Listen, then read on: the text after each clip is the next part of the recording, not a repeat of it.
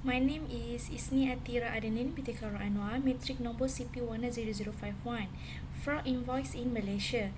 In this case related to invoice fraud was involved a married couple submitted an invoice containing fraudulent information at Sessions Court, a souvenir worth 90,500 ringgit.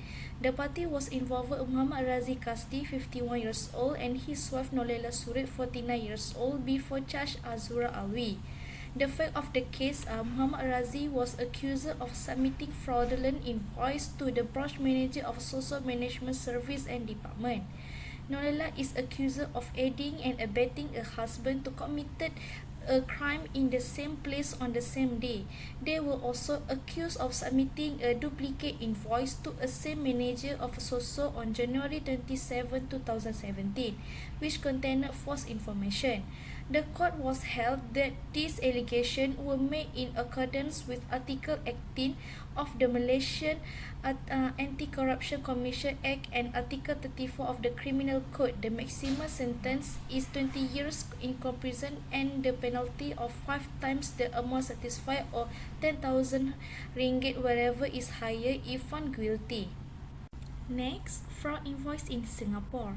In this case, pertaining Choi Pei-yi, 35 years old, was charged and sentenced to 10 years in prison for fabricating invoice in order to defraud two companies of $25 million over 2 years. The fact of case are Choi Pei-yi was abused used the account receivable purchase agreement to submit these bogus bills to two factoring service providers.